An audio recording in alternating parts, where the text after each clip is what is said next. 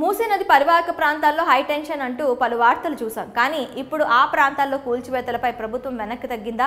మిగతా అన్ని ప్రాంతాల్లో దూసుకుపోయిన హైడ్రా బుల్డోజర్లకు ఇక్కడ బ్రేక్ పడిందా? ఎట్టకేలకు నివాసితులను బుజ్జగించి పంపించాలనే నిర్ణయానికి వచ్చిందా? గత 2 రోజులుగా చూస్తున్న పరిస్థితులను బట్టి చూస్తే మాత్రం ఈ ప్రశ్నలకు సమాధానం అవుననే అనిపిస్తుంది. ఎందుకంటే సరిగ్గా ఆగస్టు 24న ఎన్ కన్వెన్షన్ కూల్చివేతలతో హైడ్రా దూకుడు మొదలైంది. ఇక ఆ తర్వాత హైడ్రా హై స్పీడ్ పెంచిన సంగతి తెలిసిందే. బఫర్ జోన్ పరిధిలో ఎక్కడ భవనాలు కనిపించినా క్షణాల్లో నేలమట్టం చేస్తూ వస్తున్నాయి. పలు వర్గాల వారు దీనిని సమర్థించారు కూడా.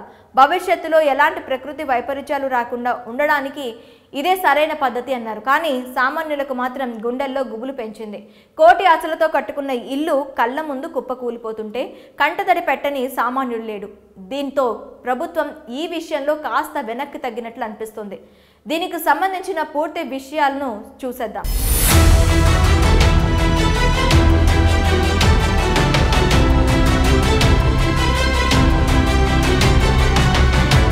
కొన్నేళ్ల క్రితం స్థలాలు కొనుక్కుని అన్ని రకాల అనుమతులను తీసుకుని ఇల్లు నిర్మించుకున్న తరువాత ఇప్పుడు ఇలా ఉన్న పలంగా ఖాళీ చేయాలంటే ఎలా అంటూ ప్రతి గొంతు రేవంత్ సర్కార్ను ప్రశ్నించింది.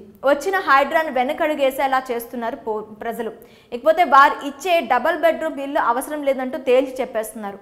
ఇప్పటి వరకు దానికి సంబంధించిన ఎన్నో వీడియోస్ మీడియాలో సోషల్ మీడియాలో చూస్తూనే ఉన్నాం. ఈ క్రమంలో గత వారం హైడ్రా బుల్డోజర్స్ మూసి పరివాహక ప్రాంతాలను టార్గెట్ చేశాయి. అక్కడ ప్రతి ఇంటికి మార్కింగ్ కూడా చేశారు అధికారులు.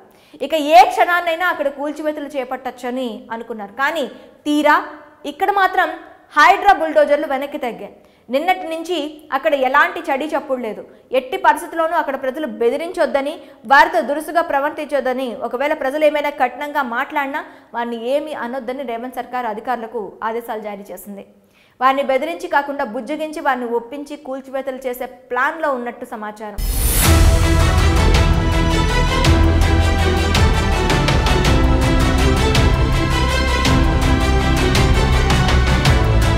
నిజమే, ప్రభుత్వం ఇలా ఆలోచించడం సరైన నిర్ణయం తీసుకున్నట్లే. ఎందుకంటే మూసి పరివాహక ప్రాంతంలో ఎంతో మంది ప్రజలు ఎక్కడెక్కడి నుంచో వచ్చి నివాసం ఏర్పాటు చేసుకున్నారు. అక్కడ ఒక్కో ఇల్లు దాదాపు 50 లక్షల నుంచి ₹1 కోటి వరకు పలుకుతుంది. కాబట్టి అక్కడ వారిని ఖాళీ చేయించాలంటే ప్రభుత్వం ఎక్కువ పరిహారమే ఇవ్వాలి. అక్కడ ప్రజలను ఎలా సామరస్యంగా పంపించాలి, అలానే వారి కూల్చివేతలకు ఒప్పుకోవాలంటే ఎంత పరిహారం ఇవ్వాలి అనే విషయాలపై ప్రస్తుతం చర్చలు జరుపుతున్నట్లు సమాచారం. దీనికి సంబంధించిన మరిన్ని విషయాలు త్వరలోనే ప్రకటించనున్నారు అధికారులు.